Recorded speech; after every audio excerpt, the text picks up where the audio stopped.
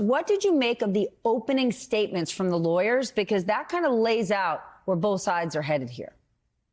Yeah, it really did. So you had a study in contrast where Carol's lawyer was saying she suffered terribly. She sleeps with a gun in her bed. Her life has been turned upside down. And Alina Habba, Trump's lawyer, was saying, oh, she loves it. It puts her in the limelight, et cetera. Remember, this is just about damages. And both parties actually mentioned the previous sexual assault. One to say that this is what he'd done, the other to say that it's not about that anymore. But tomorrow she's going to testify, and I don't credit the notion that Trump will testify, and even if he does, he's not really probative here. So it's going to be the whole centerpiece. This was in miniature, the opening of what we should expect tomorrow, a long direct and then a bruising cross-examination with these two different pictures of E. Jean Carroll. Jeff, what do you think Trump is going to do? Harry just laid it out. This is the second time Trump and Carroll have gone to court. Last time he said he was going to testify, but he didn't. You think he's going to now? Because now he's really using all this court situation as a big campaign event. Yeah, again, it's not clear to me if he'll testify, but I think it's a safe bet that he will make further appearances. Because the court appearances, Steph, for Donald Trump are politically useful, especially as he has premised his reelection bid on this fight, this fight for his supporters and this focus on retribution against his enemies. He fired off a post on his social media account, his Truth Social account today, basically saying, oh, I would have preferred to have been in New Hampshire with you today, but I had to go to New York to fight this Trump-hating judge. And for his base of supporters, they believe that these 91 counts and these at least 4 cases, that they don't necessarily amount to a prosecution, but a political persecution that is basically being fueled by the deep state and the Biden Justice Department. Of course, that's not the case, but that is the resident argument that he is making. And so for him to go to court, it basically allows him to further that message. It's also, time is a finite resource for campaigns. And in many ways, he could spend an hour in New Hampshire in a middle school gym and reach 1,000 people, or he could go to court like he did last week and speak before the cameras, and 100,000 or more people would see him on cable TV. So in that way, it's politically useful, too. Harry, do you think that's why Trump shows up in court? Because Jeff just said it. He doesn't need to be there. It certainly doesn't help him legally. But beyond getting the attention, firing up his base, is he also, I don't know, trying to intimidate E. Jean Carroll or try to push the judge, try to aggravate the judge so much that maybe the judge overreacts and Trump finds an opening to appeal? Strange strategy. Look, I agree 100% with what Jeff said. We have more than in any other case I ever remember, a braiding together of the law and the politics. This guy just today, 22 more times defamed her. Disastrous legal strategy, but it's obviously a political strategy. In terms of tomorrow, you see right now E. Jean Carroll turning around at an important point. Yes, I think he's going to be glowering at her, trying to intimidate. And whether or not it works, that inherent drama is what he'll then take to the cameras. And it is more effective for him than showing up in New Hampshire. I think it's been quite clear, but 100% apparent in this case that he does it for his own kind of long shot political, maybe not so long shot political strategy, and it's only counterproductive in any courtroom where he takes it on the chin again and again and again, and he will again this week. All right, Susan, new topic.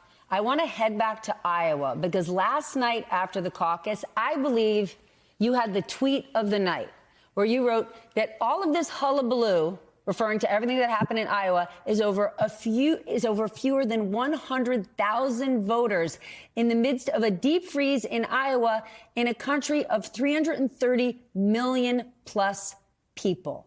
Let's talk about this because I thought, wow, all of us talking about this is the most important night, and you basically took all the air out of the balloon. Somebody on Twitter said, yes, Susan said the smartest thing. Now you'll never get to see it on cable news, which is exactly why you're here tonight. So explain. What can I say? Famous for a tweet. I don't know. It's a little bit of a dubious honor for those of us who like to write in longer form than that. But, look, I've been a skeptic of Iowa for quite some time. It doesn't have the best record, obviously, in recent years of predicting the winners, see President Pete Buttigieg or President Ted Cruz, who won the first Iowa caucus that Donald Trump ran in back in 2016.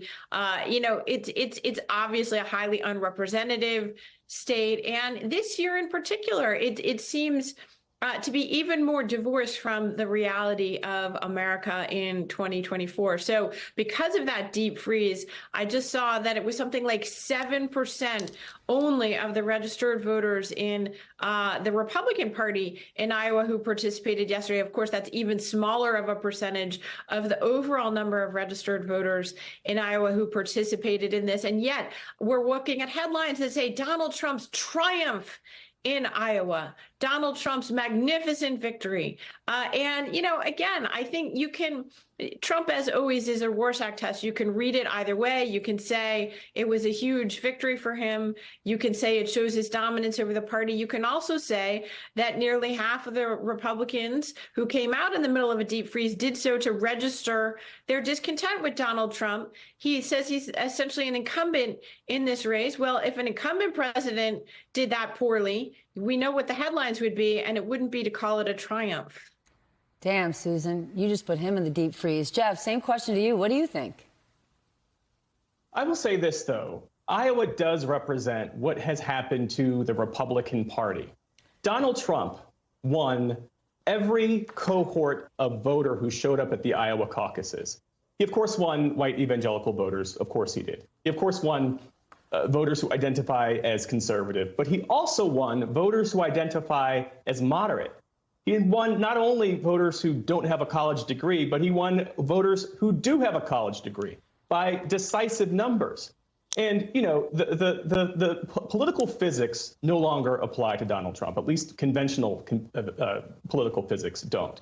And I think what was revealed in a lot of the entrance interviews and voter surveys was that Donald Trump has basically found a way to get Republican voters to completely rethink this notion of electability. Typically, a voter will think, well, which candidate has the best personality, the kind of temperament, the kind of experience, background, policies that could win over the biggest slice of the electorate? That is what makes someone electable. Not anymore. What Republicans see as electable is who will fight the hardest for me. Who basically will give voice to the issues I care about and fight the hardest. And time after time after time, no matter the issue, people have found a way to say that Donald Trump represents that figure, that choice for them, despite the fact that he's facing 91 felony counts and that his candidacy could collapse at any moment. That to me is phenomenal, and that is what was born out of the Iowa caucuses. And that's why I want to talk about who are the Republican voters. Susan, an NBC Iowa entrance poll found that a majority of Republican caucus goers said that a Trump conviction would not matter to them. It might not matter to them, but there's a whole lot of silent Republicans, right? The business class, rich people, and they vote Republican. They want their taxes lowered. They don't want regulation, but they don't want chaos. Do you really think that quiet universe of Trump donors and Trump voters, they'd be down with a conviction? Well, look, if we're going to have a general election conversation, let's have a general election conversation. The truth is, when it comes to general elections in America today, Iowa voters are meaningless. And in fact, the vast majority, unfortunately, of American voters don't really get a say. In our deeply polarized country, the election, once again, is going to come down to a small handful of battleground states, maybe 6, maybe 7, certainly nowhere near 10 or more. And in those states, could a certain, even small percentage of Republican voters who refuse to vote for a former president convicted of felonies make a difference? Absolutely. There's a strong argument, in fact, that in 2020, it was a small number of disaffected Republicans in the 6 key battleground states that gave the election to Joe Biden. And by the way, yes, he did legally win. It doesn't matter. Unfortunately, it's a tragedy, but it doesn't matter in an electoral sense. 2/3 of the Republican caucus goers, I believe, in that same poll said they did not believe that Joe Biden was the legitimate president of the United States because of Trump's lies. In the end, they aren't the voters who will decide the outcome in the Electoral College of this election. And it's going to come down to people. It could be a small number of Republicans. So I do think that's a significant constituency to be looking at if we're going to have the general election conversation. Feel any better. I have already put evac on alert. He's ready to go if it comes to that. General, I can assure you. Hey, Chapo, let me into the war room to see you. So I had to hack my way onto this frequency. This better be critical, Wheelie. Sir, come on, when is it not? Please. Okay, couple of things. I wanted low on the dough. I was thinking about taking a couple of months sick leave, maybe starting today. And, oh yeah. I intercepted a transmission from Megatron. Then send it through. Yes, sir, right away, sir. And so I was so damn caught on the other stuff. This is your last warning, insects. Relinquish what remains of the Allspark. So who's the insect? You? What? Who's the insect? Protect you. They were defeated on our world, and we will defeat them here. This was just a diversion. Security, please bring up. Rabbit, she's already inside. Deeds! Give me an update on that reserve. Boss readiness. What was his name? What was it? Evac, sir. Evac.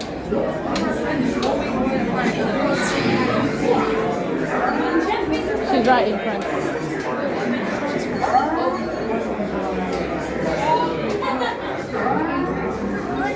We are facing a heavy sustained attack. They appear to be after the Allspark. General